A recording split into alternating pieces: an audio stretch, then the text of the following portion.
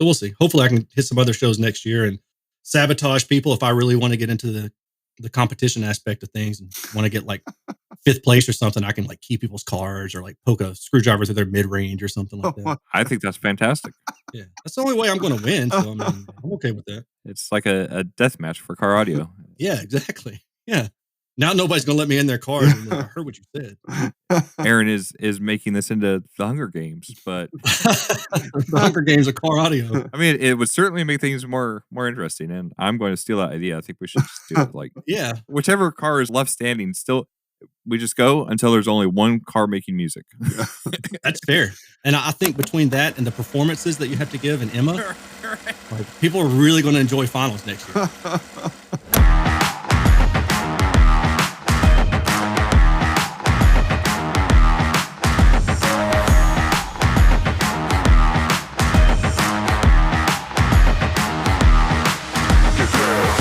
Welcome to the Eschaeology Podcast. Many thanks to Resonix Sound Solutions for making this podcast a reality.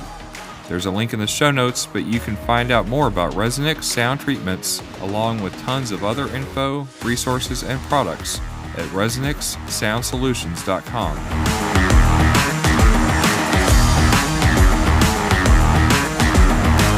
I'll just start this out with some useful information. About Resonix? I was hungry this morning, so I ordered Denny's, and I got like a side of hash browns. It was like $4.21, and it was the most pitiful pile of hash browns you've ever seen in your life. It made like the hash browns from McDonald's look like a king's feast. I'm just anti Denny's right now. I mean, that's it. I mean, you're up to. I think IHOP is better. Better alternative. If I had Waffle House, that would be the best alternative. Yeah, I'm team Waffle House. I don't live in the land of Waffle House, unfortunately. That doesn't make any sense. That's like saying you don't live in the land of Walmart. I thought Waffle House, I'm serious. I thought they were everywhere. No, sir. Well, not in Indiana. So I'm not sure if there's one like right on the Louisville border, but I don't know. And maybe they're up north more, but where I'm at, no Waffle House. That makes me sad for you. We used to have a Huddle House. But it went out of business, and now it's the used car lot that my son works at. So. Even better. And he has Waffle House slides, so I'm not sure if that counts. That's a thing. Maybe. Yeah.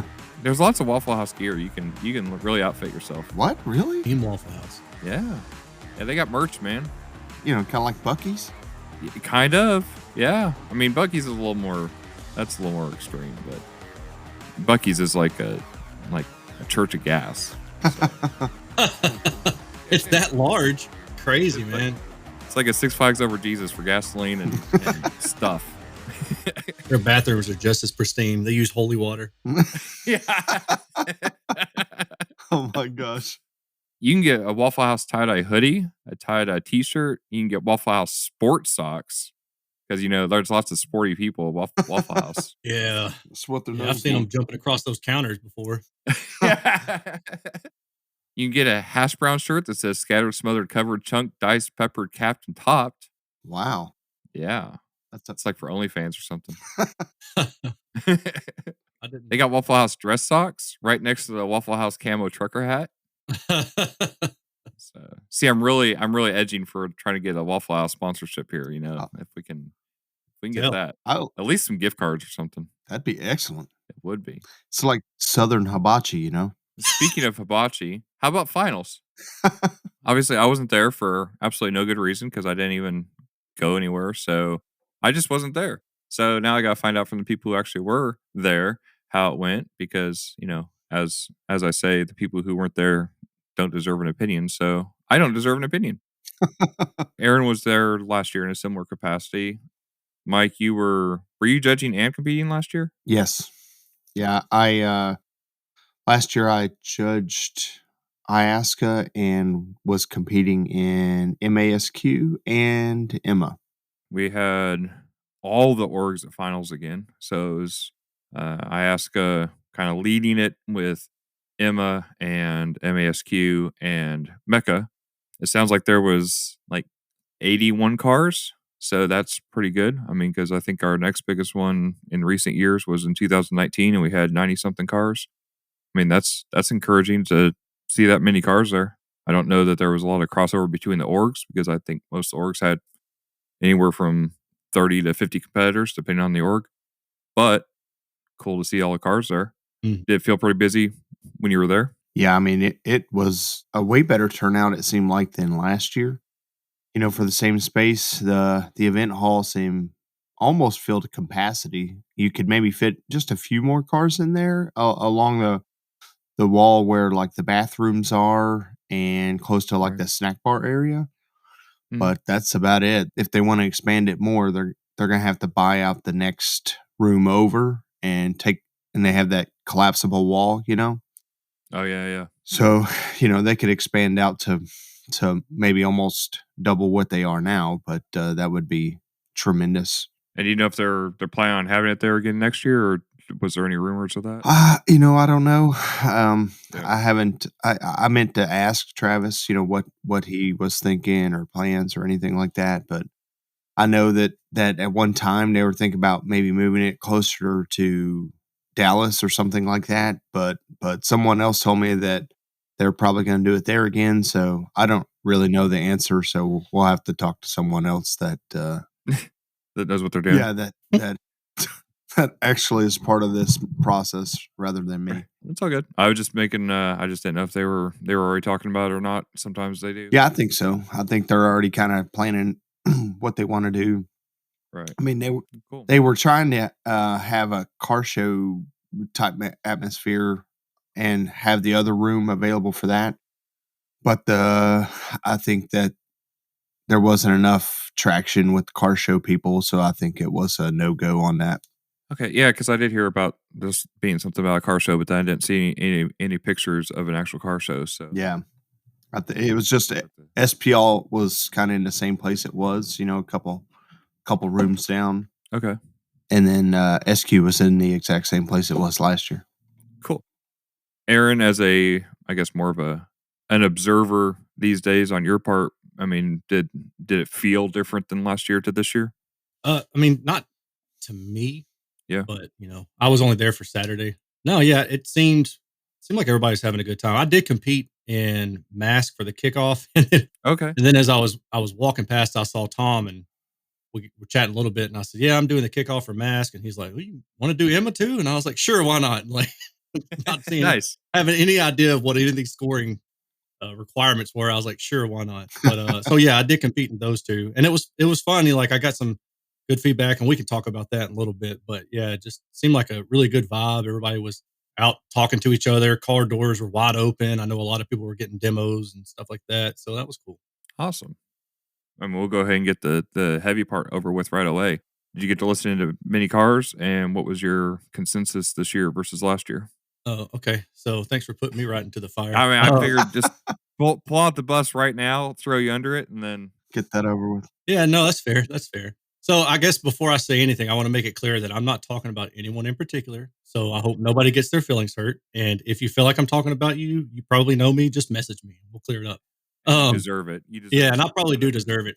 So for me, it's No, different. they right? deserve it. No, yeah, you're right. They definitely deserve it. And I probably like ripped one in their car and then turned the heat up and closed all the doors. um, yeah, for me, it's different. I was telling a lot of my friends there, and Mike's heard this already. Like, the last time I competed was either 2017 or 2018. And it was in Louisville. Yep. And then since then, I haven't competed in a while. And I came into this thing with I don't want to say old school, but my mecha tune, right? Where everything is like mid bass heavy. And I like that because I'm a little bit of a bass head. And I started listening to cars. And the first one I listened to, I was just like, wow, this system sounds like, I don't want to use the word bright, but it just sounded like the tweeter level was up, about 60 B higher than what I felt it should be. Oh, wow. And then I realized quickly that, it's just, there's not a lot of bass here. And I thought, okay, well, maybe this car just doesn't have a lot of bass. So by about the third car that I listened to and realized, nobody has like strong, solid mecha impact, at least that I want to listen to. I was thinking, well, maybe it's me. And about that time, Richard Papasan had judged my car for mecha. And he gets out, he's walking me through the Emma score sheet, and I was like, "Oh, this is awesome," and he gets to my stuff, and he says, "Yeah, these areas like 120, is a little bit. I would bring that down." And I was like, "Okay, cool," because I bumped that up 2 dB because that's what I like. And then he's like, and the bass kind of pulls it back. I'm like, "Yeah, I got to figure that out, because I like a little bit of bass. I got to work on that." But I realized ultimately that at least out of the probably 12 or so cars that I heard, it sounds like the sound that judges are probably going for now is less bass, at least compared to what Mecca used to have, and the focus is more on the immediacy of impact. And so you try to get that upfront bass, Right. and there's a lot of ways you can get it, but one of the easier ways is to dial down the subwoofer so it's Eliminate not your sub rattling bass, yeah. everything in the back. Right. Yeah, right. So, and I was talking to Todd Luliak about this, and I think and I may be misquoting him. So if I am, then he'll let me know. But he was kind of saying something to the effect of, in doing that, it sounds like there's more quickness and speed to the impact of the mid bass and that mid bass punch and tightness. Right. And I was like, yeah, I could see that. But personally, I just like a little bit more bass output. So that's the biggest thing that I've noticed from like when I competed 5 years ago to today. And if I really wanted to be competitive, I would have to change that. And probably over time I would get used to it. But I think for me, I would probably have to have two tunes, one for what I like, and then one legitimately for competition now. And I never used to feel that way. But Yeah, I and think I kind of feel that way now. And that's interesting. I don't know if that's new, like what you guys think about that. I've always thought the opposite of recent tunes this year, that Okay. there's been more, especially I guess in the mid bass region, there's been a lot more mid bass, for lack of a better word, blooming Mm, happening, where it seems like there's, to me, an excessive amount of mid bass in, a lot of the tunes happening. I like the lower mid bass, 80 to 160 ish range, not mhm. necessarily sub bass, but more in that, impact range. Yeah. Um, so, and maybe, but part of that, what you're saying is exactly why on the Aguilan SVR score sheets this year in tonality, I had things spelled out more textual description wise versus just being based on numbers and good, great, excellent, Mhm. But one of the definers was lacking, just in that whatever frequency range it is, but lacking, and then really hammering that. So, like perfect being a 10, and if it's lacking, being a 3, because in my opinion, if you don't have enough of the information to hear it, you can't really define it. And in that case, it's usually a matter of kind of what you're alluding to, I think, is the fact that, if you're having issues with that range, it's easier just to turn it down than just to find the fix for it, if there is a fix for it. Yeah. Yeah. But yeah, I mean, it's interesting you say that. I mean, and obviously I didn't hear any cars at finals, so I don't know if things have changed over time or what. From the beginning of the year, like spring, early summer, which is probably the last time I really heard cars. But yeah, my impression was that there was actually getting more bass than there used to be. So I don't know. I really should have clarified. So for me, I'm talking like 40 to 80. So lower mid Yeah. bass, upper sub Okay. bass. Okay. Yeah. So and then based on what you're hearing, I heard a couple cars where my comment was like it's too heavy in 100 to 120. Like Okay. it's very wide and very blooming. It's Hmm. not tight. Yeah. So we might be on the same page here. Might be hearing the Yeah. same thing. Yeah. Yeah. And some of that might be the fact that lower mid bass is covering up the sub bass to the Could point be. where we're saying the same thing just in a different way. But Yeah. Could be. what do you think, Mike? Yeah, so I listen to quite a few cars there. I mean, probably, close to half of them, maybe. And a lot of the vehicles seem to be playing for more, or at least the ones I listened to, a lot of them had a kind of extra weight on the very low end and not as Hmm. much in the mid bass range, I thought. So kind of like trying to play to the Iaska Planet Krypton kind of a thing, Right. They want to try to emphasize that organ 18 hertz pedal note thing, and Right. wasn't quite as impactful in the upper mid bass part, like Erin was talking about. Quite a few cars also had extra top end, it seemed like to me, above, like most of them was above the sibilance range, so like Mhm. like above 5 6K. closer to like 8 to 16, it seemed like quite a few of them had a little too much extra up there. I gotcha. Well, and some of them, it was for a good purpose. They were saying, well, I get judged on day 2 and tired ears and so on. It'll sound Right. detailed, and I was like, okay, I mean that's a gamble, but I Mhm. I mean it is at least a strategy, and not like you Right. just can't hear high frequencies anymore. Right. So that was an interesting thing that I noted. There was quite a few really strong cars. There was quite a few that had made huge improvements throughout the year, that I had heard Mhm. and judged earlier in the year, and then by finals, they were way, way better. Despite specific differences and stuff like that, I mean, Aaron, what do you think as far as the overall curve this year compared to Oh, last year? yeah, I thought I was a lot better than last year. I mean, we talked last year, and I remember saying that I heard a lot of cars that, to me, had glaring problems, Right. but this year I didn't listen to a single car that I didn't like. Wow. So, yeah, they all sounded good. I mean, they're different flavors of good, right? And that's the Yeah. thing. We don't know. I mean, if everybody's car sounded the same, this wouldn't be fun. So, Right. Yeah. For sure.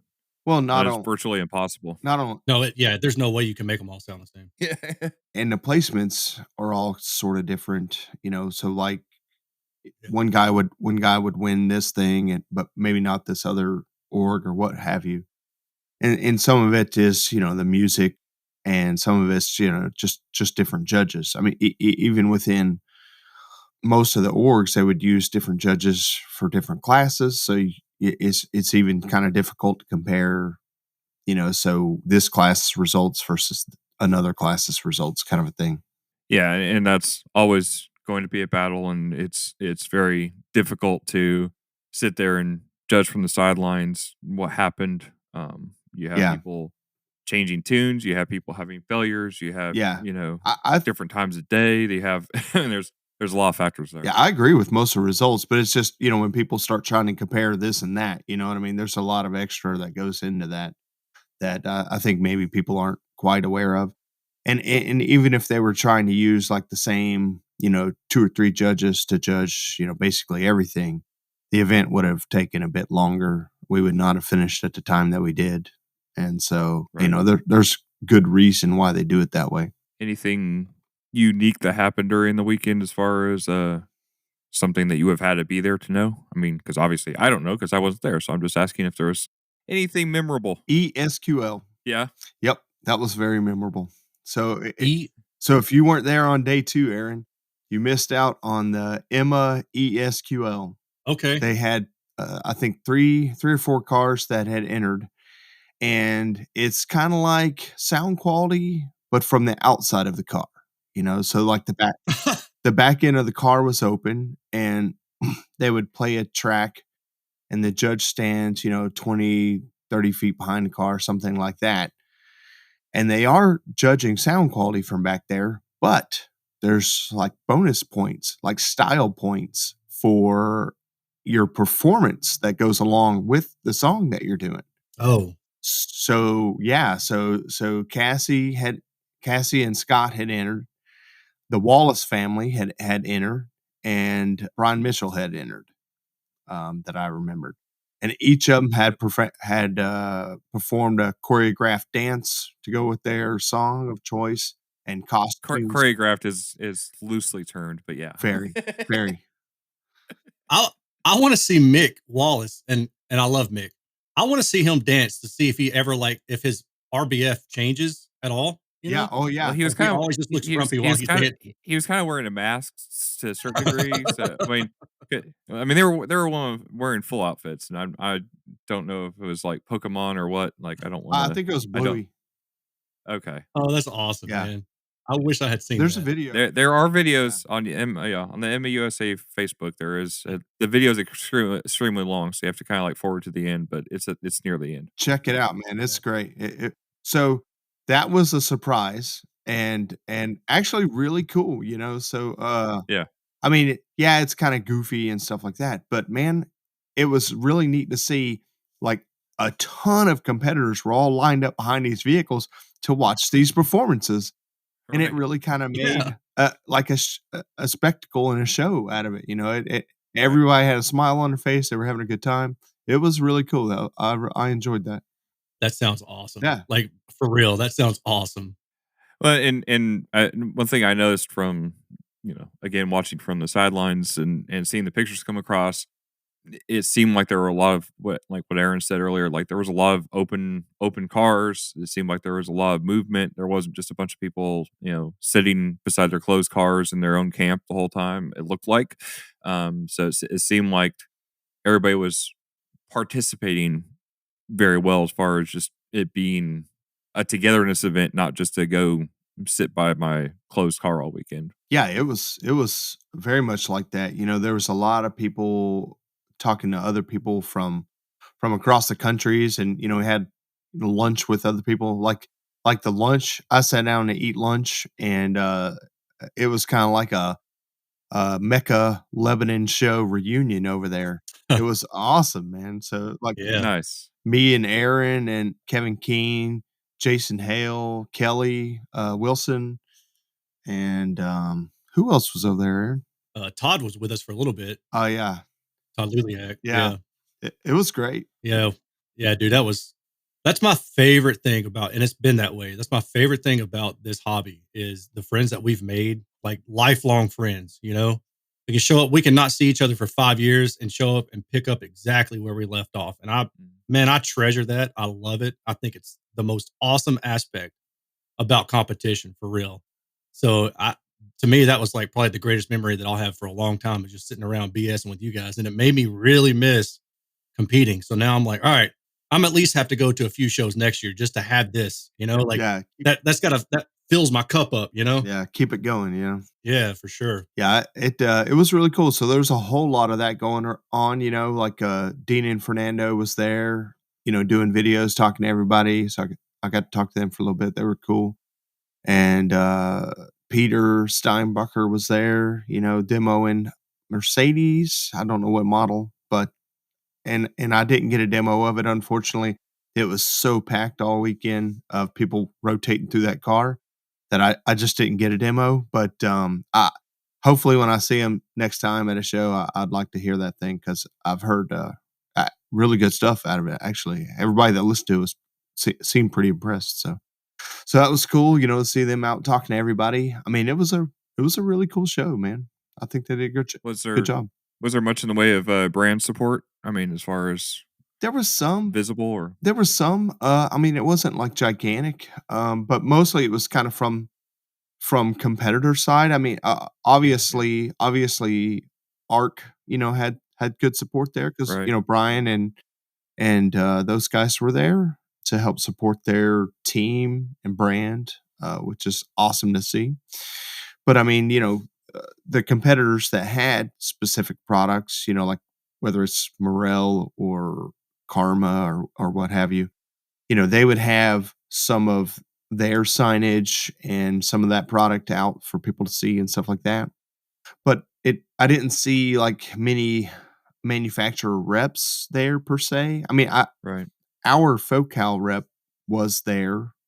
Steve Paul, he was there, and he actually got like a demo of my car. Nice.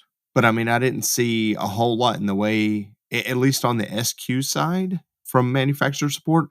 Unfortunately, because we had booth space in the sound quality hall, I didn't really get a chance to go check out the SPL side, and I kind of regret that. I would have liked to have gone over there and check that out a little bit to see if they had any manufacturer booths and stuff going on over there. Yeah, I forgot you guys had something set up. How'd that go? As far as did you get set up the way you were expecting to, and did you have Yeah, I mean, much in the way of people attracting people to you, or yeah, how'd that go? absolutely. Yeah, I mean, Cool. we were kind of set up like 3/4 of the way towards the back wall. Uh huh.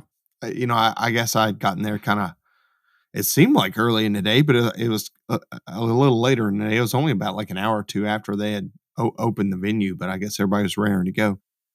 I was like 3/4 of the way towards the back, and we had ordered a booth backdrop from Travis. He's got a guy that does those types of things pretty inexpensively.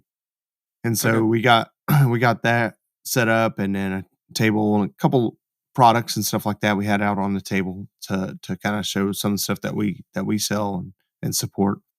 And my vehicle was in the booth so people could take a listen to kind of like an everyday type setup, not so super modified, type of car. Right. And man, we did a ton of demos.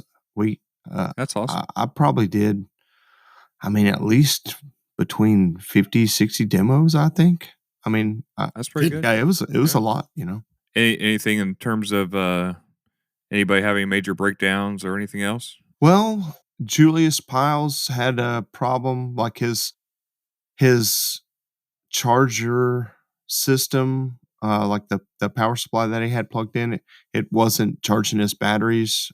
So Been there. both batteries were dead by the second day, and him and Leonard asked me to help troubleshoot. So we were able to kind of track it down to like a loose or faulty ground from the power supply to the car body. So Okay. we basically unplugged that thing, plugged in like a jumper cable set, and got them charging again. So that fixed that. But I didn't really see a lot of like complete failures or anything like that, So not too much drama as far as that goes. Right. Is the vibe pretty positive as far as the competitors and everything go? I mean, Yeah. through obviously you were there after awards and everything, and that's usually when anything People major flip the happens, tables but- over and everything. No, I mean, obviously there's some elation, from some people, and Right. some sadness from others who obviously didn't get the placement that they wanted, and had tried and strived so hard to try to achieve. But I don't think anybody was, had a lot of animosity or blame, on certain people or judges or what have you. So it all seemed pretty, pretty good actually. I didn't hear anything out of it either. Like I'm in a couple different, not Facebook groups, but chat groups, I guess. Right. And everybody seemed like they were pretty happy. And I asked a couple people specifically, like, is there anything that you would like me to mention for you, but not mention your name Right. when I come on to this particular podcast? Right. And the only thing that seemed to be pretty common was that people who weren't in IASCA were saying that they had to really kind of go out of their way to get information about like where to go, I guess, where to park and sign up and stuff like that, maybe. Okay. And maybe I'm kind of misquoting them, but I guess IASCA had sent out an email saying like, these are the instructions, and the other people said they didn't have it. And then the other thing, people were requesting a schedule because they said that it was hard for them to kind of plan out their day. Like if they had buddies they hadn't seen in a while and they all wanted to go grab a bite to eat, they didn't know if they could leave because they didn't know when they would be judged. Yeah, that's And We that, spoiled them. yeah, I don't have that problem, just FYI. But yeah, well, it's funny, Cliff. Actually, one of them legit said that, or he compared the events to like yours. He said, "This is what I just went through. I had to reschedule something, and you probably know who I'm talking about." He said he wasn't going to be there, I think, for Aggieland on Saturday, and that he was asking if he could slip out to Sunday or something. You emailed him right back and was like, "I got you. You're taken care of." And he's like, "I wish that finals could be like that." And I don't know how easy that would be, man, because you've got so many different orgs, so many different people running. We did. I mean, we did it in 2019. Okay. We only had Alaska and Mecca, but we also had 90 something cars. So, it was pretty similar. And I scheduled and did the scorekeeping for everything sound quality that weekend. I thought we had schedules in Louisville. It seemed like that's what I'm saying. In 2019 we did. Okay. I think that was the only year because they had me do. It had gone so late the year before. Yeah. They had, but that was Mecca, right? I heard that y'all are still waiting on Mecca on Sunday, and I was like, nothing changes. Mecca was the first. I think Mecca was the first one to do awards. Oh, okay. Yesterday. Yeah. But I don't know.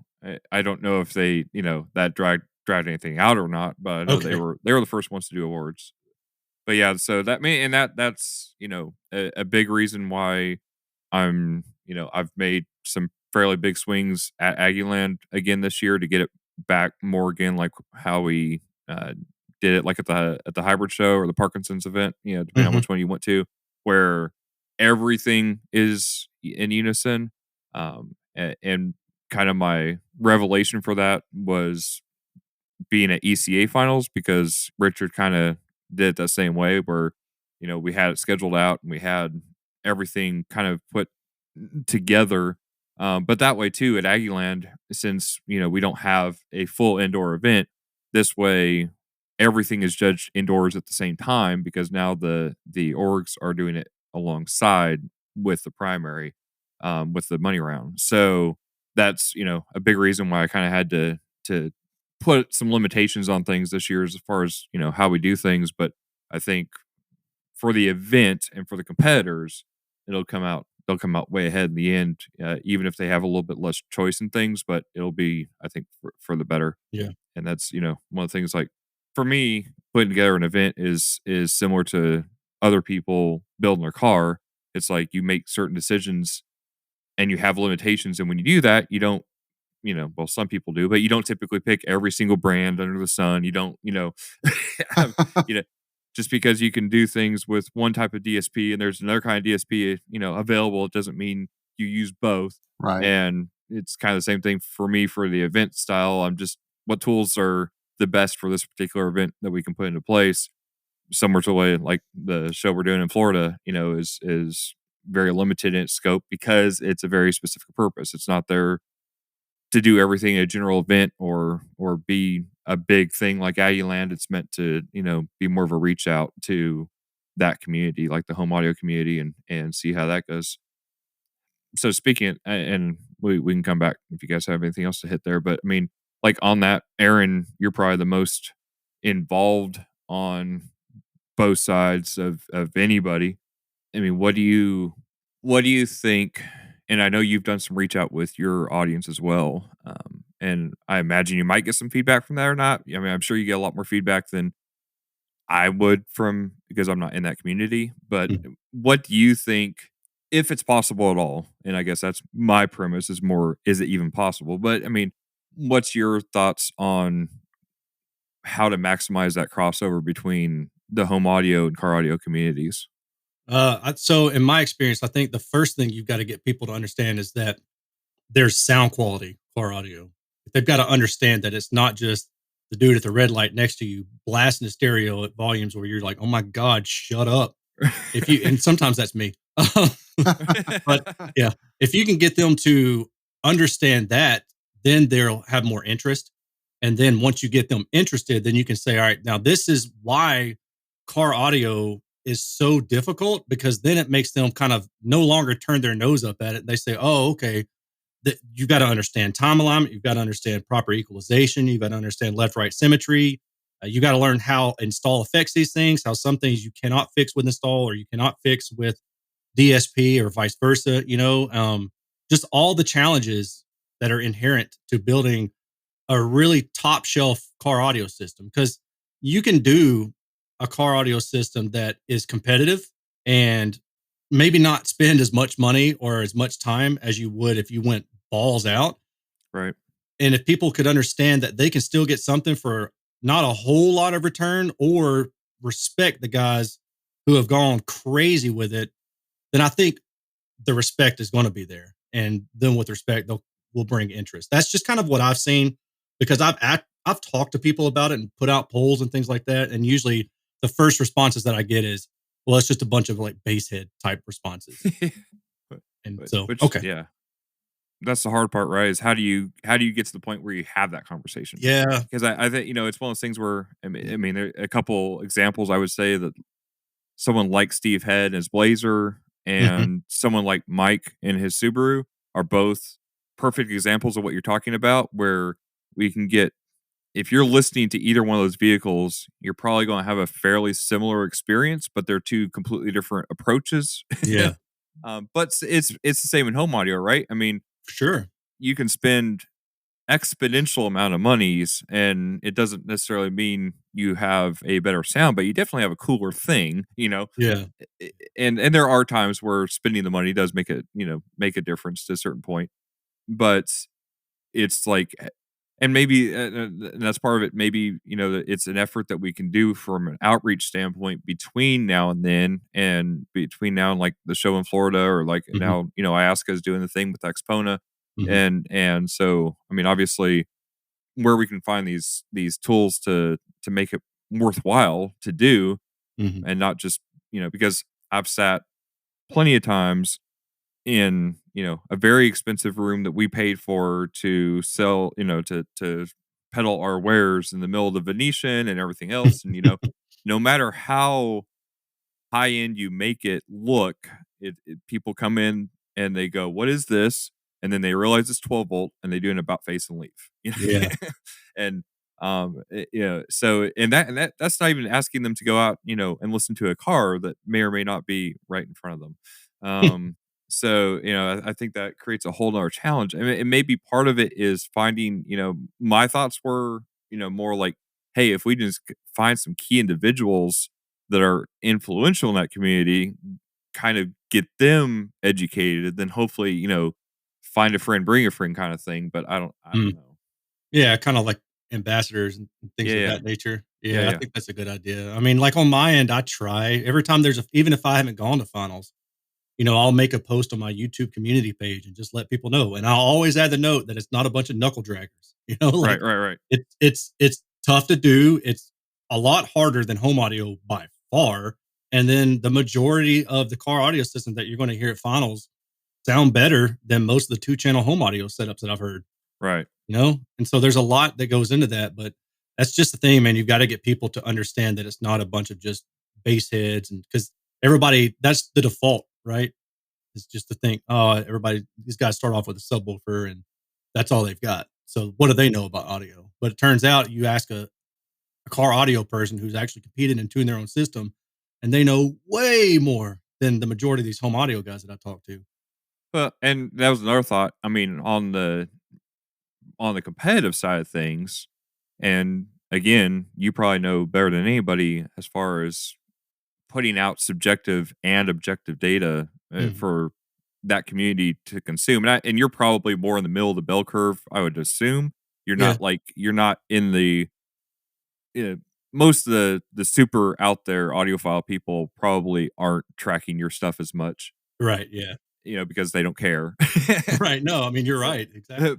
but, I wonder if you had it set up to, where you had something to judge the home audio rooms Hmm. and put that into a bit of a competition, if that would get or if they would just poo poo that, or not want to Oh not want man. to put their wares on the line. Yeah, no, I think that's a really good idea, honestly, and I'd never even considered that just because it seems so that seems like a foreign concept, but it shouldn't, right? Like, it should be an Well, obvious thing to think of, but that's a because really I good mean, idea. if you have it's kind of like the tuner challenge to a certain degree, right? Where Yeah. your limitations are the same. All these people are having to set up their wares in a unfamiliar environment in a short period of time. So it's not like we're not going to, like, Emotiva's studio versus, Wilson's house versus here, it's like we're not going to their environment where they're all in a similar compromised environment under similar circumstances. Like And a if you hotel had room, right? Yeah, exactly, right. And if you had a team of, three judges who judged it, even if it was similar to, like, the way we do like how we do the Tyrion challenge, where it's like a consensus base, it'd be more difficult there, but we probably still have to do some kind of scoring.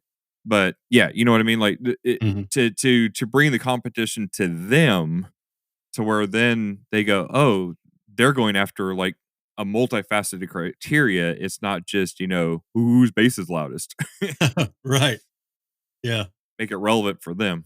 So I don't know. I mean, that it is a thought, and again, it would take being able to connect with some of that community to even, get their okay and buy-in, because I mean, I don't want to just do it without some kind of approval process, as far as to where, people are just like, oh, you judged my system and I didn't even know it. What? Yeah. um, What? I got a 76? but and them knowing that what music will be played, that, we have access to media stores, that they have control of the output and stuff, so we don't blow anything up, obviously. But I don't know. I mean, just throwing stuff against the wall, I guess, is a conversation, because I think both of you guys are, really good in that thought process. And like Aaron, like I said, Aaron, you know the community really well, but just looking for ideas. That would be a lot of fun. I wonder how hard it would be to get the manufacturers involved in something like that, though, because, like they risk not doing well, then Right. having that hang over them. So I don't know. I mean, That's also about people they're not looking for approval from. yeah. So they can just chalk it up to Oh, I hear you. they can just chalk it up to car audio nerds. Yeah. Yeah, Yeah. If they didn't win, they'd be like, well, these guys don't even know what they're talking about. right. But then the guys who won would be like, those guys know exactly what they're talking about. Exactly. They'll be just like car audio. Exactly. Yeah, exactly. So I was going to say, what you could do is like, you could just systematically, like one by one, you could introduce each brand into it by like first year, B&W wins because you pick theirs. And so they're all like Bowers and Wilkins is saying, these car audio guys know everything. And then the next year, some other brand wins. They said, these car audio guys. And by the 10th year, you've got everybody bought in. You've got well, and that's where I was thinking, like you could do it very similar to like how we do the tuner challenge, where we're not announcing who comes in last. Yeah. Yeah. We just announce who wins, and then we could quietly give the feedback and the score sheets and whatever else to each room, Right. Essentially, but not be like, hey, we're not going to publicly place you. We're just going to announce a winner. That doesn't mean that you could have tied. It could be a 3-way tie between 3 different rooms. Who knows? Yeah. Yeah. But I think it would be a cool process for the judges as well to be able to say, hey, these judges absolutely have listened to this plethora of quote unquote, references. I take that back. I don't want to use reference. Well, but these different point sources that air I don't know quotes. what were these.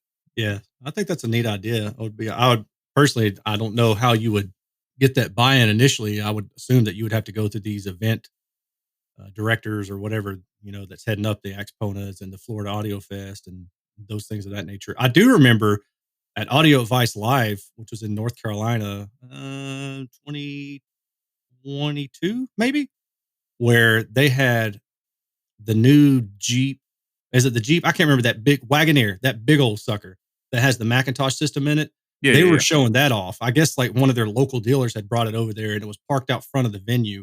But man, there wasn't a lot of people in that car. It was, and the ironic thing was the people that I saw listening to it were guys I knew from the area in car audio, like for real. So I just thought they were the only ones that actually. Well, that's my biggest thing. Is like, how do you get? I think you almost have to show interest in the home audio before you're going to get them to show interest in you. You can't. You can't just show up in their parking lot and say, "Come hang out with us." I mean, yeah, I guess, but also I think there needs to be some outreach into their community, and there be some exactly. because I don't feel like you're going to get a lot of buy-in. To me, being that my living is mostly for motorcycle audio, it'd be this, to me, it'd be the same as me showing up at finals with a Harley and putting it in the middle and go, "Hey, look how cool this is." In relative terms, it's not cool to, there's nothing really similar there. Okay, cool. It sounds good at 120 dB. Can we turn it down now? Yeah, right. Yeah. Can you turn the mufflers off on this thing? Right.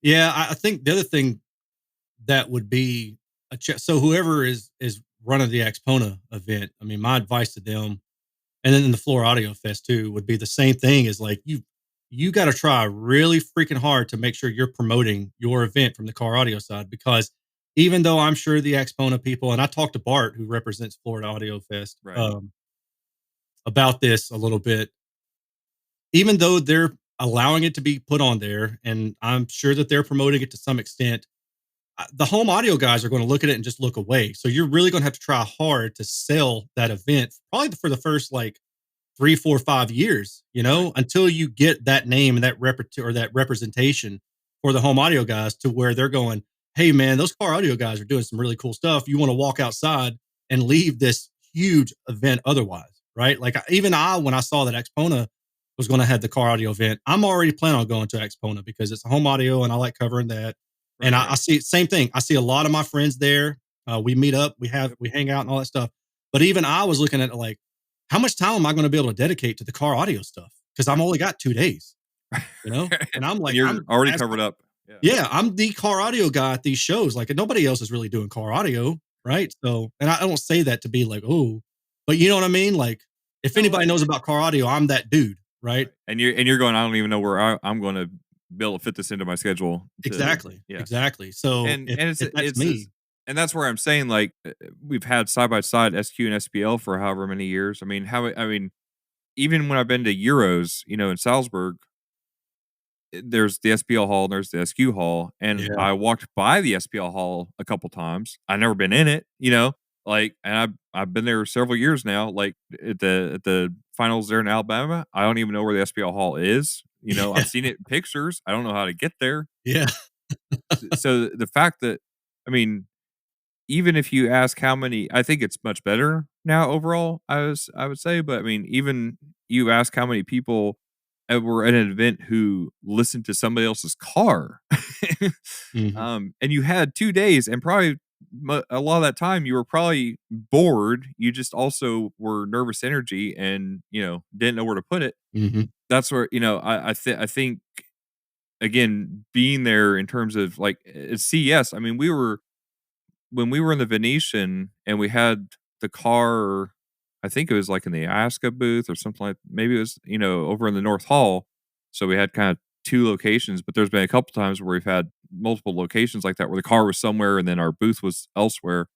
And there was a couple years there, like during Knowledge Fest and that, where we were giving away gift cards, like $50 gift cards to go listen to the Oh, car. Wow. yeah. That's funny So too, because I was thinking you would almost have to pay them. And like, as we're talking about this, I'm sitting here thinking, well, what could I do personally to try to promote, those events that are going on at these shows? And I'm thinking the only thing I could think to do other than posting it on my page is to stand out front. And then when I see somebody that I know or something like that, then I can send say, them over. hey, yeah, come out with me. Cause I can't just send them over and trust that they're going to go. I've got to Exactly. take you over there. I've got to sit you down. I've got to talk to the owner and be like, play this for them. Right, right, right. You have So, to really handhold the process. So yeah, for sure.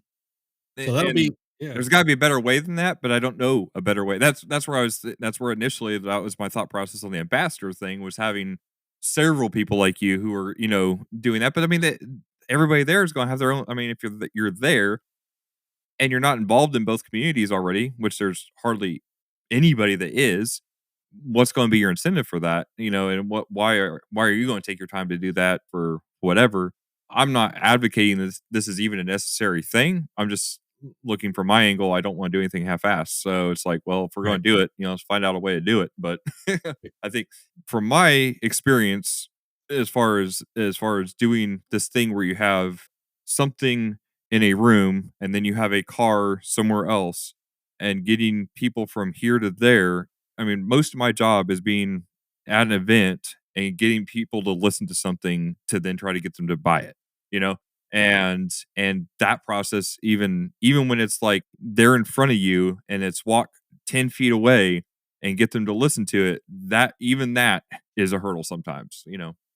um, with people who are already plunked down cash and they're there for you, for that thing that you're doing, much less trying to cross it over into something else. It's, if I was to take it, I could take the coolest car in car audio to Sturgis and sit in the middle of a bunch of motorcycle people and they're not going to care. Yeah. Yeah. Yeah. That, I mean, you've got to get them out. Like, so, and for, maybe I'll explain real fast for those in the car audio realm who don't know about the home audio stuff. Cause I'm still somewhat new to this. These events, they're held at, big convention centers, hotels. And what they do is they'll have manufacturers from different speaker brands come in or electronics or whatever. They'll come into these hotel rooms and they'll be given a hotel room Right. and they'll set up their speakers, their turntables, their amplifiers, whatever they've got. They'll set it up and that's their demo room. So customers or potential customers like myself would pay maybe $30 to get into this event for 2 days. And you just walk around these hundreds of rooms and you try to get a quick demo. But you also got to understand that the rooms are not great because they're small hotel rooms. Right. Right. Lots of times the speakers have been plopped in. They've not been really optimized for the room. There's no wall treatment. Most of these guys aren't using equalization to help with the basic stuff. And those of us in car audio know you have to have EQ because there's no way you're getting something that sounds great without EQ. It's just not happening. I don't care what you were competing with in 1980. That shit doesn't fly anymore. Right. Yeah. So that's kind of the general nature of these shows. And when you're going, if you're a home audio guy and you're going to one of these events, you're going to go and try to get as much experience as you can from all these rooms. And you're probably not thinking car audio. And that's why I really am trying to put the emphasis on it's not going to be the IASCA promoter or the Emma promoters that are going to have to work hard. It's going to have to be the overall event, like the AXPONA promoters that are really going to have to bust their butts to get the home audio people to recognize that A, there's car audio stuff going on at this event, and B, you should go check it out. Give them some kind of reason to actually do it. Yeah. And that seems like it would be a hard task. I'm not saying it's impossible, but I just think it's going to be a hard task. I think you bringing up the SPL versus SQ aspect is a really good point, because Mike was telling a few of us where the SPL guys were. And then I think it was Todd who was like, you lost me at go out this room, like walk down this hall. So it's the exact same thing, right? Like, yeah, exactly. There's been finals where, I bring up the motorcycle thing again. There's been finals where they've done motorcycle audio during the event, right? Because like IASCA did for a while. I think Mecca maybe did, but I know, there's been people who have tried to push that in the past, and it's like they're giving out awards at the end for the motorcycle audio event, and people are like, "What? There were motorcycles here? Didn't even know." Yeah. And also, oh yeah, don't care. Yeah. What? Who cares? Why couldn't we do this after everybody left? Right. Yeah, well, because it'd be 3 a.m. then, but yeah, that's probably, well, if it were Mecca, it would be. Right. I'm just kidding. That's just an old joke. I'm hanging on to old stuff. Yeah, it's fine. Yeah, if anybody is listening and they have suggestions, put them in the YouTube. If Klif, I'm sure that you're putting this on YouTube, put them in the comments, man, because I'm sure that the organizers would appreciate having other opinions. You may have something that makes perfect sense for this, so feel free to put in the comments. Yep. Yeah, or just message us or whatever if you know us. But yeah, I mean, and I think it has to be more than a trinket kind of thing. Like a do this to enter to. And I haven't been to enough of these things. I think even you, Erin, like you said, you're kind of still fairly new to that whole thing. But I assume there's probably not a big push as far as like getting people who are coming there exposed to everything. It's more like, hey, you pay so much to get in the door, and then you find the people you want to talk to, kind of thing, right? Yeah. A lot of them, the people that I talk to about these events, they'll ask me like, well, what are you going to listen to? Which implies that they've got a list of their own. Exactly. They've got maybe 10 rooms that they have to hit because they've only got one day, or they've got 2 days where they prioritize stuff. And we like you're saying there, if you're going to get a demo in a hotel room of something, you probably want to listen on your music. You probably don't want to be standing in the corner where you're not in the sweet spot and everything else. Oh, man. Yeah. If you've got, I imagine these rooms, if it's anything like CES, you could have 20 or 30 people milling around, like, because I know for a couple of years we were right next door to Straightwire and Kef had a shared room right next to ours. And, we were kind of partnered with Straightwire back then. So we were going back and forth off and on. And I mean, there would be 30, 35 people standing around. They weren't doing a lot of demos, but it was still one of those things where that's the kind of thing where it adds up. So if you do want to actually listen to something, you might be waiting in that room an hour before you get to do it. Yeah. And then when you finally do get to sit down in the prime seat, you've got knuckleheads behind you just chatting it up. Blah, blah, blah, blah, blah, right. Yeah. That's the crazy thing. Like some of these people go into these rooms that have $100, $200, $500,000 in equipment, and they're sitting way off of center. So they're not even like the prime stereo position. And you've got somebody else yapping it up behind you, or you're right up next to a wall. Like there's nothing optimal about their listening situations. But I think a lot of them go to see the jewelry and to hang out with friends more than really trying to hear stereos. And that's kind of my opinion based on what I've heard. No, that makes a lot of sense. And maybe in spelling that out, maybe that's part of it, is being able to sell the demo experience of the car audio side of things, and having a couple dedicated people who have a good script down, and helping those people who may not be accustomed to it getting a script down. And because it's kind of like selling your install to a judge or whatever, right? Like, do more in your demo than just play a song and go, oh, wasn't that great? Like, sit there and stare at them, like waiting for their feedback. That's why I always get out. I'm like, all right, here's the volume, here's the track. I'm out. Right. I'm not sitting next to you. But you got to have, I think what you said too, is you got to have somebody like the Michael Myers, and you've got to have somebody like the Steve Head, who have extreme builds, but they both sound fantastic. Yep. And you got to have them there to be the ambassador for these shows, because Without that, you just got a bunch of dudes milling around, and maybe people will come out to check it out and they want to hear a system, but they don't feel like it's quite inviting to them. So they like, oh, these look neat. And then they just walk back inside because somebody doesn't reach out and say, hey, are you here for the car audio stuff? Here, come and check this thing out. You got to have that. Right. We've got to have that in car audio too, by the way. I mean, I think a lot of it helps everything, right? Yeah. Yeah, for sure. I think, and I was going to say earlier that I think Mike was talking about some of the rules. I didn't realize it, but like Emma has the rule where you got to have the doors open. Like, I think that's awesome. Like even if it's like just it's a yes or no thing. Like, I think that's a great idea because then that gets people to come over to your car, look at it. And then if you're kind of hanging around that area, you can say, hey, you want a demo? And then you just jump right in and then you get them hooked, dude. That's how I got hooked. Kirk Profit got me in like 2006 and I've spent too much money since then. Damn you, Kirk. Yeah, exactly. Mike, you were going to say something? Yeah, I was about to say that there's kind of a trick and an art to getting people to listen to your vehicle when you're at even car audio events like finals or something like that. Especially if you don't have like a real extreme build. So like Brian Mitchell, he doesn't have to ask anyone to listen to his car. There was a huge line of people to listen to Brian's, even as he's trying to like load the vehicle up and put it back on the trailer. They're trying to hop in and listen to it as he's putting it on a trailer and crazy stuff like that.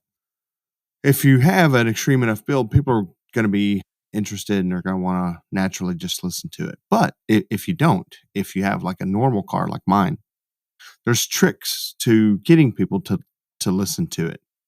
And one of my favorites is asking to listen to their thing. You know what I mean? Whatever their car is, so I walk over to somebody, hey man, I really like to listen to your car. Listen to it and give them whatever the feedback is. I really like this and this. Maybe try this other thing, because you don't have any bass.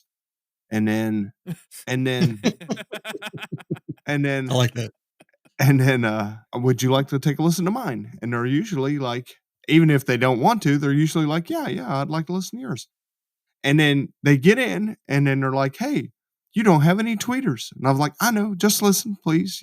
Don't make up your mind yet, And then, we play the stereo and they're like, wow, that was really kind of amazing, So that's how you kind of get it started. And then if your car's any good, you don't really have to do any more work. People will tell each other and they'll start coming over. Yeah. But if it's not very good, you're going to have to continue to do that the whole time, That's a great point because I think what you just said kind of answers the question I had earlier on ambassadors, where the car audio people themselves are going to need to be the ambassadors. And I don't know if she did or not, but Angie was talking about getting some t-shirts for the event and stuff. And it might be where the car audio people just need to unionize what they're doing in terms of where something that makes it apparent that they're together but part of the car audio thing, go listen to these rooms. Yes. And be like, hey, or even the people who are sitting there waiting for something or whatever, like, hey, I'm doing this thing. Go, and be like, hey, look out for these people in the shirts. They got the crazy car audio thing going on.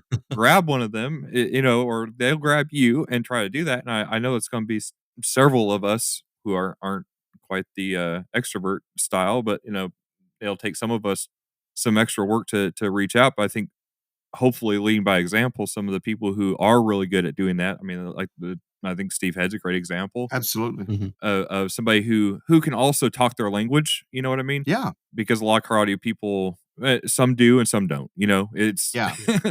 But for the people who do join the conversation, people who don't, learn from them what their language is on the home audio side, and then invite them out. Yeah. And you might get 9 no's to 1 yes, but that 1 yes is going to be 100% more than you had before because that person probably was never coming if you didn't ask them to.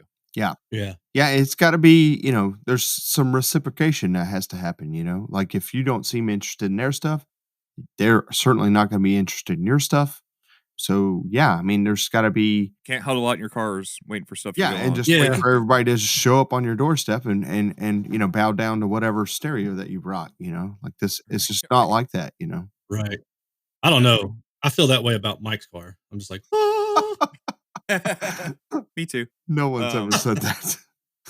Well, now they have. Okay. Yeah. All right. I have just on the inside. You don't want to make you have a big head. Right. Oh, right. He's Gotta my keep you inside humble. voice. But I mean, and I think it's good for and similar to like Emma basically forcing you to do install at a certain level. I mean, I think it's good for the competitors to get out of their comfort zone in that realm. I'm speaking to myself as well. Like, if you are out there actively peddling your wares, I think it makes you think more about what you're doing and why you're doing it and how to pitch that. And it makes you just understand your own system better and be able to do that better. So, I mean, Yeah. Mm. it's kind of like, to me, the closest thing in car audio is to really say you're doing a top level install pitch on your vehicle. You're not, convincing them of your wire loom, but you are pitching why they should listen to your car in general, not just why it's better than another car, but why they should listen to your car at all. Start there. Yeah. Yeah. Yeah, you've That's almost got to go clickbait. I mean, yeah, like somehow be like, car audio systems sound better than home audio systems, and then right, like get people exactly. pissed off or curious, Yeah. but one of the two. They're like, no, Right. it's not. I'm But, going to but prove you wrong. Yeah, but maybe it works both ways, and that's where I think you're going to almost have to start by going in to, and not looking at the home audio side of things as as an attraction, because I think that's where my viewpoint on some of this is I feel like without going in with a strategy that everybody's on the same page on, it's going to turn into, Mike, your guys' intentions with the shows and the Smokies and stuff. Like, hey, if you're bored, you're in the middle of a bunch of stuff to do, so you have stuff to do, go do it. Yeah. Mm. But I think we have to look at this as more than that if it's going to actually have the desired outcome that the people at the top are wanting from making this interaction. Because otherwise we can just have an event in the parking lot and don't worry about it. There's no reason to even advertise that it's with something else. But if we're going to actually make it work for the benefit of everything, and hope that the outcome is there in order to get more brand support, in order to do those things, which again, I'm not interested in. That's not my thing. That's not what I'm after. Yeah. But my thing is well, we're here again. Let's find a way to make it work. Yeah. So Yeah. And I'd love for it to work. I mean, on the surface, it seems it kind of makes sense because you've got people that are interested in almost exactly the same thing. We just listen to it in slightly different places. And obviously they have cars because they went to the damn place. But yeah, But yeah, so why wouldn't they want to have a similar kind of experience within their car? But you have to get them to kind of listen to it because I don't think that they believe that it's even possible. or that why would I even bother? Why is it all that much better? It's just in a damn car. Who cares? Right, yeah. my factory JBL system sounds good enough, Yeah. right? Yeah, Which in a lot of cases it probably does. I mean, yeah, nowadays you really have to put in the work and have the right people doing it. But I think that's the danger in just leaving it to its own devices, because if somebody, yeah, I mean, there's plenty of cases out there where people have spent lots of money on a system that 100% sounded better when the factory did it versus Oh, what they brought I've to, heard plenty of those. Yeah, I yeah. think, I think Mike, have you made any of those? No, I'm just probably. he- yeah.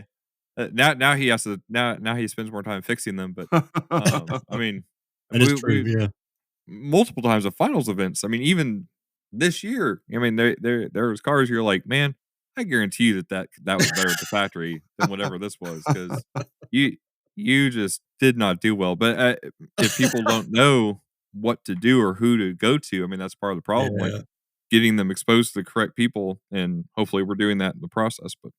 But yeah, if anybody has any ideas or people, I mean, I think that's going to be the main thing at this point is kind of honing some of these ideas and getting connected to the right people to make it happen, and then kind of making things more uniform in an approach. But I think there's always potential there, but I think in all this, everybody involved needs to keep their expectations in check. Sure. Yeah. yeah, It could be a lot of effort to have zero results, like you were saying earlier, Aaron. Nothing comes because you showed up one time, especially, I mean, any audio community is there's a lot of fences, there's a lot of gatekeeping, and it's like, I've been going to AXPONA for 17 years, and you guys show up in your cars one time and want me to change my schedule for you. Screw yeah, you. Like, I feel like that's gonna be the people who actually are influential. There was the quote unquote, again, I hate the word, but reference system set up that John Centers brought at IASCA finals. I mean, did either of you go listen to that? Did you know it was there? Were there other people listening to it? I mean, I'm not being facetious in asking that. I'm just genuinely asking. No, by the time that I was aware that it was there, it was kind of too late. I didn't get to listen to it. Erin? Yeah, the only reason I knew is because I talked to John at the event, and then we just got to talking about different speakers because he's a dealer. Right. And then he said, "Yeah, I was trying to decide between," and we were talking about like Ravel and Kev speakers, and I was saying I think they're great, and he was saying, "Yeah, I wanted to get some of them to bring to this event, set up as a reference, blah blah blah." I got the PSBs, right? I think the PSBs. Paradigm, And I think. I was just like, "Oh, Paradigm, sorry." Yep. And I was just like, "Oh, okay, cool," but I didn't know where they were. I mean, he mentioned it to me, but I didn't know where that was. Right. So yeah, that's the one thing. And I mean, I hate to sound critical because like I understand how hard it is to put on these events. And actually, I should take that back. I cannot imagine how hard it is to put on one of these events. But I do think that one area of improvement could be in the promotion, right? Like, and I even had to go and ask friends, like, "Hey, where do I pull in to park at this thing?" Right? Like, I mean, to come and enter, like, where do I go? And they said, go up this street, go on this street. I was like, oh, okay, cool. And then I found it that way, but it wasn't out there on like the IASCA website or even the IASCA website or the Facebook groups. Like I had to go ask somebody. Yeah, even just some makeshift signage would go a long way. Yeah, exactly. Or like when you go sign up, when you get there and you sign up, maybe if they could say, "Hey, and by the way, there's this reference room if you want to jump in there and listen to it. It's wide open for anybody." Yeah. Right. Like that would be cool. So just little things like that, I think could improve the event overall and make it more accessible to everyone. That would be my only real feedback as far as the events go. No. Yeah, you're 100% right. Oh, and kind of, I don't want to harp too much on the home audio, car audio thing, but I was thinking, that's why you're here. Harp. Yeah, right. That's the only thing you're good for, Erin. No, that's it. That's all I'm good for. Well, so like the AXPONA event and the Florida event, Mike, you mentioned that there was a Focal rep there that listened to your car. Like, yeah, man, maybe if you could get some of those guys to, like, let's say somebody has a Focal car setup, right? And one of the MTI guys probably does. If you could get them to, I shouldn't have said that because there's that whole AXPONA thing going on. Sorry, guys. But if you could get one of them to bring their car to one of these shows, right? And it's all decked out in Focal. And then the Focal guys have a room at this show. They say, "Oh, by the way, go check out this car audio system downstairs." Like this thing is, if you could do some kind of like cross correlation with that, I think that would help too. Absolutely. And I thought we'd see more of that. That was my hope. Like I talked to Casey at Morel, about doing something. And because we have, several Morel cars in Florida, at least that, can that's what I've been mostly focused on as far as, getting crossover there. And, it's like, hey, if you guys set up a home audio Morel room, and then you also have a dedicated Morel car or two there, then, I agree. And that was my thoughts initially, was trying to get crossover there where those brands would help push back and forth to a certain degree. That's been more difficult than I thought it would be. So weird. That's the hard part of the brainstorming side of it. It's like, oh, that sounds like a great idea. And then when it gets to getting anybody to do it, it's like, oh, son of a bitch. Nobody, nobody's grabbing. Like, I guess it wasn't as good an idea as I thought. But that's the hard part with any of these things when it's like booth space or whatever at like finals, like what you guys did was Sound Factory, and that, it's from a manufacturer point, for a brand point. Yeah, it's in the grand scheme of things, it's not that much to do as far as the space goes. It's filling the space, it's manning the space, it's getting people there. And then after you do all that, it's making it worth the time that you spent and the money that you spent to just be there in the first place. When a lot of times, and especially when, from a brand perspective, that 99% of the audience already knows who you are. Like, yeah. And so, I mean, I think that's where there is some potential here with doing the home audio car audio crossover, that maybe there's potential to cross audiences and maybe, reach people that you haven't reached before. But there's got to be some kind of strategy involved, and I don't know what it is yet. Yeah. I mean, I guess there's a few of those companies. You got Focal and Morel and Dyna Audio and maybe even ESB or something like that. Yeah, JL. Yeah. Well, the other thing too is, we're all talking about this, but at the end of the day, it's like, Somebody's got to do it and pay for well, yeah, that too. But it. the real question is, who cares? Right? Like, do we really think that there's going to be crossover from home audio to car audio? And literally not who cares as in like dismissively, but No, who but who cares? cares? Right. Right. Like, is it the local shops? Because they're the ones that are probably going to benefit. Like, yeah, you may have a couple guys start competing in car audio, but who's benefiting from that? We as a community might get somebody who's really talented at something and just a really cool guy, but who's helped promoting this and who's benefiting from it? So it's got to be, my guess is maybe the shops, and the local shops in that area. But outside of that, my brain, I'm not creative, so I don't know. But it's just kind of my out loud thinking. Yeah, because that's the people that would put forth the effort into making it happen. They have the most to gain or lose upon this success or failure. Right. Well, and that's the problem at the brand level is let's say it's fantastic. And over a period of a year, you get 10 people who put your speakers in their car. Mhm. So what? Right? Yeah, that means almost nothing. Exactly. Like now, if a shop like what you're saying, and that was where kind of what I was alluding to earlier, when it's like when you're making the connections to the people who are good at what they're doing, it's one of those things where hey, there's such a barrier to entry in the car audio world because who knows, there's not a lot determining between who's good at what they're doing and who's bad at what they're doing. And I would Yeah. say a lot of the people who aren't really good at what they're doing look the most impressive from the outside. So it's like, how do you make that connection to somebody who you know is going to be able to accomplish what you need when you spend that money? It's very difficult. But at least at the shop level, like what you guys are getting at here too, it's if you can make those connections to the right shop person, and that shop sells 3 or 4 systems, that is enough that is Yeah. enough Yeah. to make that That worthwhile. matters. Right. I think you guys are right. It's going to take more of the local people getting involved. And again, the right people, being involved at who are showing their cars there. It needs to not be looked at like this is exactly why the Florida event has been invite only because it's going to take a very correct group of people and having some barrier of entry to the vehicles there where it doesn't look like a Walmart parking lot. Um, Yeah. and it's going to need to be staged very carefully, and the people involved are going to know that they're not there to sit in their chair by their car. This isn't the competition is there. Yes, it's obviously a competition, but and that's my job at the end of the day, as far as that goes, is to make sure the competition itself, at the core, goes well, where the rest of the stuff can happen. But it's going to have to be those competitors being ready to go outside their comfort zone and take a manuscript and they're going to be like Mormons going door to door.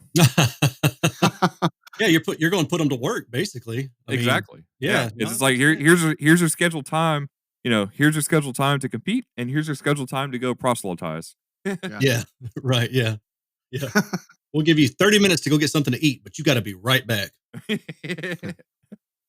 You must wear, and you have to wear a white button-up shirt with a black necktie, Yeah, and we'll give yeah, you a bicycle to ride back and forth if that helps, yeah, and a backpack, and a backpack. Oh man.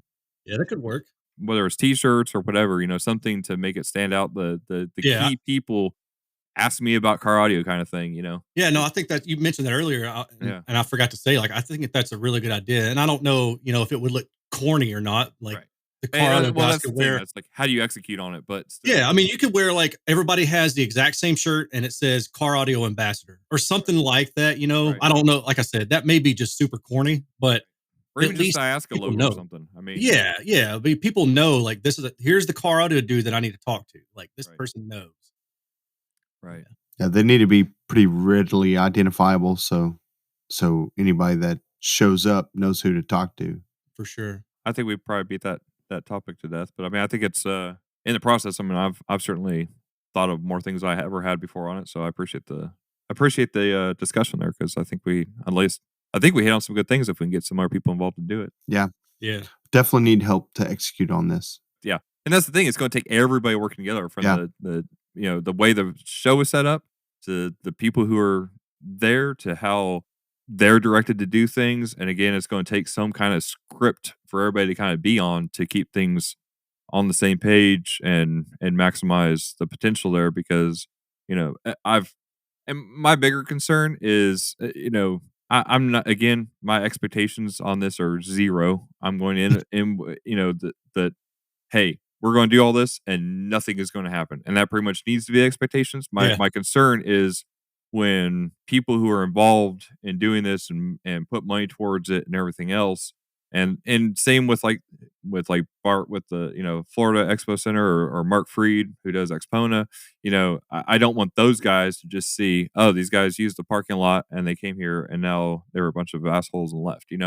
Because we could just as easily do more damage than we do helping anything. If it's not executed correctly. On the flip side, the people who have expectations from this and are hoping for something from this and everything else, and to make this, big swing and change and whatever else, I don't want them to go away completely disheartened and disappointed when there aren't results, Yeah. Because even if we do things to the nth degree, again, I don't think there's enough there to make any brands go like, oh, let's throw 20 grand at this, Yeah. I don't see that really ever happening in this space. And I don't see it becoming a big competition event because there's nothing there that makes, to me, other than a something to go do, a distraction or whatever in terms of, being an attraction. I don't see anything here making the competition fundamentally better to make a bigger or better competition. It makes it more convenient for some brands who might do both things. Yeah. So in that way, that, or local stores or whatever. But again, the problem there is like from the car audio side, like being at a home audio event, how does that make it better for a shop?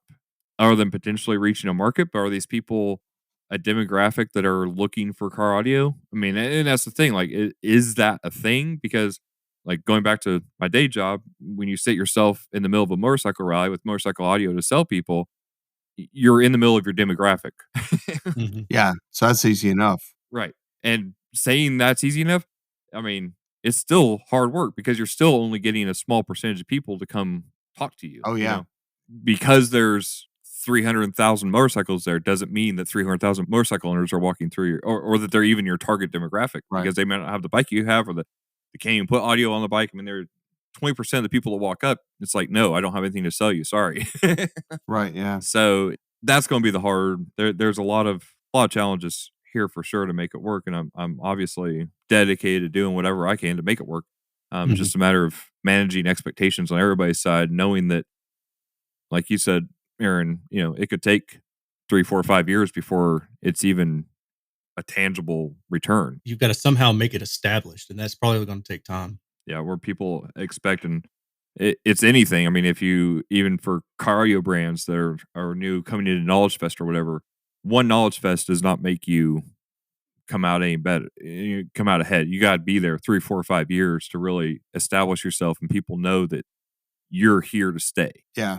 Or else, otherwise, you're just throwing money away. Yeah. Anyway, like I said, I think 20 minutes ago I said we beat that horse, and we beat it even further. So that's my fault. I want to jump back to car audio. I want to talk about yes, the Mask and Emma. It's like, okay. So I said earlier, this is my first time competing in 5 years. So I'm used to IASCA rules and MECA rules. And right. I will say this, when I was asked what class I'm in, I was like, oh, great. This is going to take me like a freaking day and 5 pots of coffee to figure out where I belong.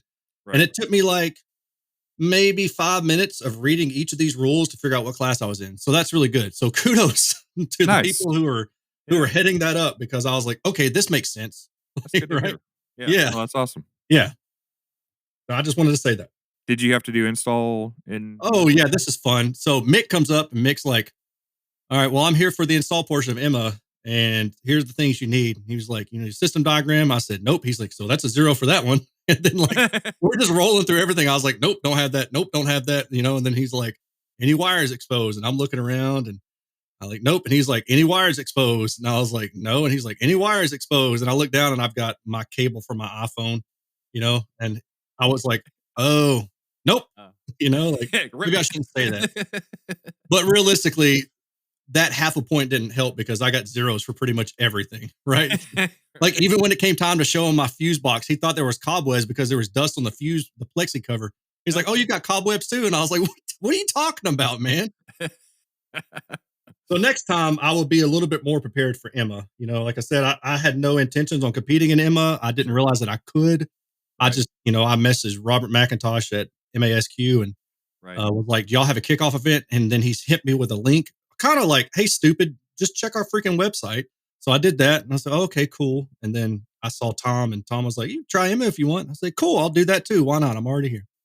But I liked, so I didn't go through the mask rules because to me, I just wanted to get in the door and hang out with everybody, but also show off the work, honestly, that Mike and Chris had put into my car because they did that install for me 2 years ago. Yep. And I had been meaning to show up to an event and kind of like, "Hey, check out this awesome work that these guys did for me." But I'm a terrible friend and I haven't been doing that. It's So okay.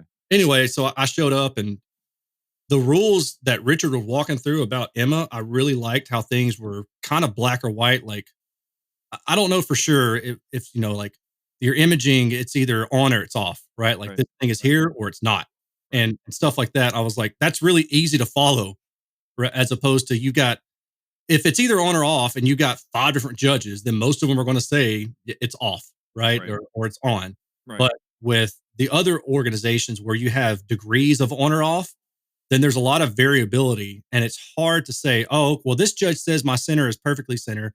This one says it's just left of center. This one says it's just right of center," and then you're like, "What the hell do I do now?" Like, you have no idea. So I I got too much appreciate space. that. I got not enough base. Yeah, yeah, exactly. But I'm sure people felt that way when I got out and I was like, "Yeah, you don't like 40 and 50 hertz is completely lacking in your car." And they're like, "Whatever, old fart. You don't even know what you're talking about. I got first place, stupid." I have this 4-inch trophy to prove you wrong, buddy. Yeah, So right. I don't know what you think you're hearing, but Yeah, exactly. You have no idea.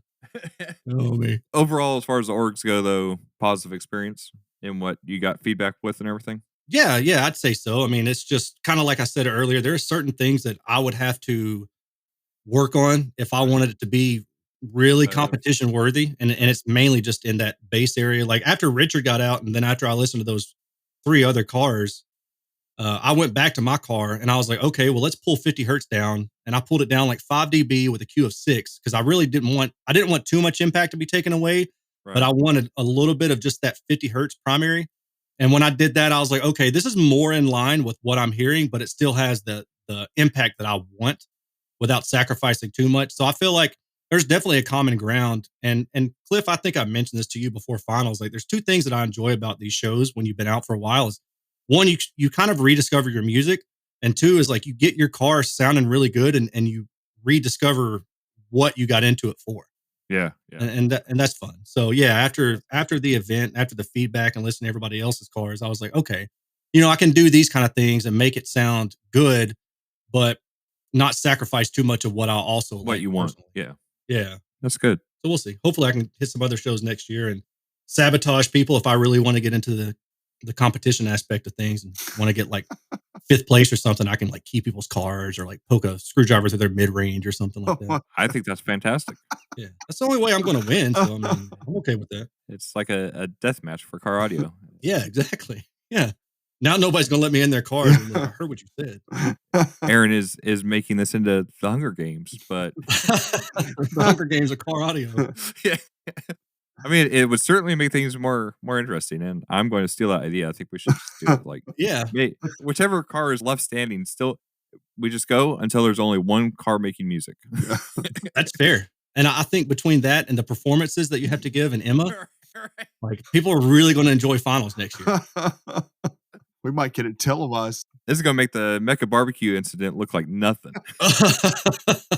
Yeah, right. We actually talked about that too. Like all of us were sick except for Kelly, I think. So There will be fire. Mike, anything else that any other takeaways from the weekend? No, I think the event was run pretty much as well as it could be done. It was cool to see that it had grown some from the previous year, even though you hear grumblings from people about expense and distance, depending on where they're coming from and so on. But overall, there was more people there. So despite how they felt about what it Despite cost, the complaints. yeah, Yeah. it obviously worked. So kudos to the people involved for the planning and stuff because they did a good job at growing it. Yep. Absolutely. Any people that you had competing, did they everybody come out okay? Yeah, I mean, some of them did really well, some of them not as well as we had hoped. You know what I mean? So I think everyone that we had helped in one fashion or another, got some awards in most of the orgs that they competed in. Some of them won, like I think Bruce won both his classes for the season opener and the finals for Emma, and I think he got second for MASQ. I'm not 100% sure because it was kind of like a whirlwind at the end there. Right. But I know how that is. yeah, and there's so many people I was trying to keep track of. So I mean, so Wayne he did. I think he got like third in a couple of the orgs. We really wanted to do pretty well in Iasca, and unfortunately, the sound quality didn't really work out too great, for Iasca, and but he did place for install. So Okay. we got some work to do to try to push him up the ladder a little more for next year. So, Sure. but yeah, that awesomely, Aika Wallace, that Yeah. vehicle got first place for novice class. So that was really cool to see. Oh, that's cool. Were they using your tune for that? Yeah, Nice. yeah. So that was the as far as I know, it was the SVR tuner challenge. tuner challenge. Yeah, the tuner challenge tune that they did. That's fantastic. Yeah, that was crazy. So it just goes to show you that you need for 90-minute tunes, you Right. charge $1,000 for them, and they'll get first place at finals. Well, I mean, Absolutely. Chris, it seems completely proven at this point. Yeah. There's documented evidence for all of this. Chris is like, well, I think you're maybe just working too hard on some of these vehicles. I was like, I guess I need to just set up like a timer or something and just cut that crap off after 90 minutes, and you're whatever you got. So, that should do okay. There you go. Just make sure you unmute certain channels, otherwise they'll go in with no mid bass. Dude, I'm telling you, so whenever I got there, you get pulled in 100 different directions if you're Right. helping people, so I pull in, I'm trying to set up the booth thing, and then there's probably at least 10 people that are like, can you listen to my car? Because they want to all feel as prepared as possible before judging. So I listened to a lot of different cars and made a couple changes and stuff like that. And I wanted to listen to the Wallace's BMW car. Yep. But Friday evening, I didn't really get a chance to because I was yanking a whole bunch of different directions, and then they kind of closed the venue a little bit earlier. I think it was 8, so I think 9 would have been cooler, but that's fine. It forces everybody to kind of take a break and get the heck out of there. So maybe that's a good thing. So early the next day, they were one of the first to get judged, so I wanted to get over there as soon as I could to take a listen to their car. And I get in, and I'm like, okay, it sounds pretty good, but it's kind of light in the bass. And I was like, let me grab my laptop. So I grab it and RTA'd again. And I'm like, the subwoofer's not on. And I was like, That's why it's light in the bass. it's like you Yeah, that have makes sense. nothing under 50 hertz, I mean, like nothing. So I grabbed Mick and I said, hey, the sub's not on. And he looks at me like I'm retarded. And That's just his look. well, Don't worry. well, yeah. I mean, and I'm like, seriously, it's not on. So I was like, we need to get your laptop and hook it up and see if it's turned off, for the tune or what's going on. Like, why is this not working? And so he got it, and I'm having kind of trouble figuring out why, because it looks like it's unmuted, but apparently the subwoofer assignment that we had tuned it for was for outputs, I think 9 and 10 on the DSP amplifier to go out to the sub amp, but the RCAs were plugged into 11 and 12 coming out of that amplifier. And I was like, well, the RCAs must have got moved. And he's like, it's not been touched since SVR. And I was like, well, I don't know. I mean, I don't know how that happened, but it's definitely not plugged in the right spot. Now, I mean, I can retune those 2 channels, or we could just take the RCAs and plug it in the correct ones. Yeah, which seems the far easier thing to do. So that's what we did, and then boom, the subwoofer comes on, and I'm like, okay, now it's too loud. Let's turn it down. And I was like, okay, let's go with that, because I didn't have much time. The judge was already standing there, Right. So I was like, yeah, that sounds pretty good. I mean, it's still like compared to the RTA, like it looked like it was maybe too much 20 hertz, but it probably helps a lot with that Planet Krypton, thing. So, get out. And then he comes back to me later and he's like, there's no way that the thing was moved. He's like, I think you won the tuner challenge at SVR without the sub on. And I was like, dang. I was like, no, I'm pretty sure we measured it with the sub on, You would have noticed that. I'm pretty sure, so somebody of the 6 teams would have noticed that there's no sub output. yeah, so I really don't know the truth of the matter. I don't know if The only thing that I could say that maybe happened would be when we had unplugged the USB that was run in the car to run the external USB to my computer. And so the only thing I could say is that if somewhere in there the RCA's got unplugged in replacing that USB connection, I didn't do it personally. I Of course you didn't. either. So I'm wondering if maybe in that process of replugging that USB, the RCA's maybe got accidentally, because it's pretty precarious in the position you have to get in to get there and see what's going on. So I don't know. I mean, that's the only possibility I could think of, is that somehow the RCA's got unplugged during that process and replugged in somewhere, and they were just like, oh, it goes there, yeah. because that was after everything had happened. I mean, I'm pretty sure we measured it and it had bass output, when we did the tuner challenge. So I don't know. I mean, maybe he's right and it went through the tuner challenge with no sub. I don't honestly know the real answer, but I think that'd be tough Yeah. for everybody for nobody to notice that. right, yeah, for it to be kind of unanimous, that would be really weird. If none of you notice that, then you're all fired. Well, like and Harry was one of the judges, so I know he would have told me it's not enough bass, if it didn't have sub. Right. And I love Harry, but But he would have definitely told you that Yeah. there wasn't enough yeah, bass. yeah. I mean, he likes that bottom octave, So I have a hard time believing that. So I don't really know what happened. But either way, luckily we resolved it just in the nick of time, and and then it got judged. And so as far as Voila. I know, it was used in our tune, but I mean, maybe not. Maybe Well, it sounds like you have pretty conclusive evidence of that. So right, yeah. So anyway, that was kind of neat to see. Yeah. There was I mean, Miguel from Waveform, tuning. Yeah. He had a couple vehicles that did incredibly well. Steve Clutie's vehicle, really kind of clean house in the classes he was in. The changes they had made to the tune was dead on, man. That thing really sounded great. His own vehicle, I think, did really well too. It did. His vehicle sounded great. BJ Kaiser's truck won some stuff, and I know Miguel's helped with that tune some, so did a good job there. Jeffrey from Total Tuning, his vehicle won quite a few stuff, especially like in the 2-seat and triple crown. So he did really well with his vehicle. I got a demo of that one, so and I was trying to purposely go around and get demos from the 2-seat cars, because that's a mystery I've yet to unlock for my own skill set.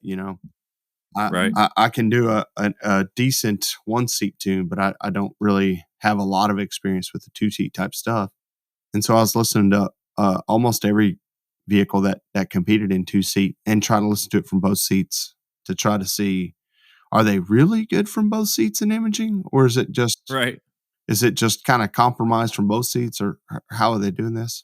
And most of them were doing a pretty good job, so it was pretty cool and pretty surprising as far as the technology that Todd's come up with, and Natan, Right. with his magic thing. Right. So both of those products pretty much work as advertised, and do a really good job at up mixing and getting a center image from both seats. So that was really cool to experience.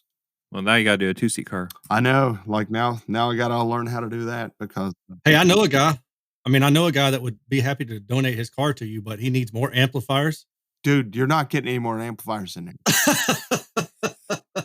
We're gonna have to rebuild I don't know. You're gonna have to give up some space to put some more in. I was tackling some rattles, naturally it never ends, right? So I was tackling some rattles, I think on Wednesday. And I for a second there, I took a picture of it, was going to send it to you. And I was like, nah, he's working. He's busy. I'm not gonna bug him. But I took a picture of all those freaking power wires and ground wires that you guys had around. And I just felt so bad. Oh my God. It looks like an SPL build. You know what I mean? Because how they have all those amplifiers and the wires and stuff that go there? I mean, there's like 6 amps in there. So you got like ×2 on the, power, for power ground and all that. So it's just like, so you got 12, 12, 4-gauge power wires that run through there. It's insane. Yeah, it's insane. And a snare channel, you shouldn't need much more than one amp. One more amp. You're good. Yeah, actually, no, they did hook up the center. I had them install one, and I thought in case I ever decide to do 2-seat, we'll already have it here. So it is hooked up. Okay, so maybe we don't have to do anything except for just tuning. Then you just have to add a ribbon somewhere. Yeah, so I'm gonna need somebody to hook up that ribbon in there. I mean, I could do it myself, but at this point, I might as well just let you do that too, Mike. Okay, no problem. So that way, 3 or 4 years from now, he can take it to a show and show it off for you. Yep, exactly. Those home audio guys are really going to change the face of car audio. Oh yeah, man, I'm gonna do it all myself. I mean, I'm just gonna go to all these shows and be like, "Come out and listen to my car." And I'm like, "This redneck from Alabama, what is he talking about?" Was that guy's? I don't think you understand, but he has like 1,000 followers on YouTube. So yeah, it's kind of a all big the right deal, words, right? Yeah, those are the ones that I paid for. Right. Google me. Yeah, yes. I should get a shirt that says "Google me." That could be our shirts for the home audio events. Google me. Google me. That's exactly right. Was that? I told my friends because affiliate links are a thing, right? I told my friends that I was going to get a QR code sticker for my car, and it was going to take them straight to my Amazon affiliate site. Like, so if people were curious, I wonder what that QR code is, and then like 3 days later, they go buy like a hair dryer or something. I get like $5 from it. That's a great idea. Yeah. I'm going to do the same thing. Yeah, it's not a bad idea. I mean, I've definitely had way worse. Some of them ended up with me in cuffs, but whatever. We don't talk about that. Details. It's Alabama. Yeah, exactly. It's like, was that Geriatrics? Geriatrics. That's right. I remember him. Oh man, it'd be nice to get him back on the show sometime. Yeah. Maybe I'll talk to him and see if he's available. He's pretty busy these days. I'll have to see if I'll have to come up with another call-in number to make that work. Probably he only uses answering machines for some reason. So. Yeah, he's weird like that, man. It's like there's got to be like a click and a beep, and then he'll do it. So yeah, exactly. That's part of the reason for the intro to the podcast being a tape deck just playing in the background, just make sure that Jerry is comfortable. Perfect sense. And then you got that Resonix guy that I hear about at the beginning of your podcasts.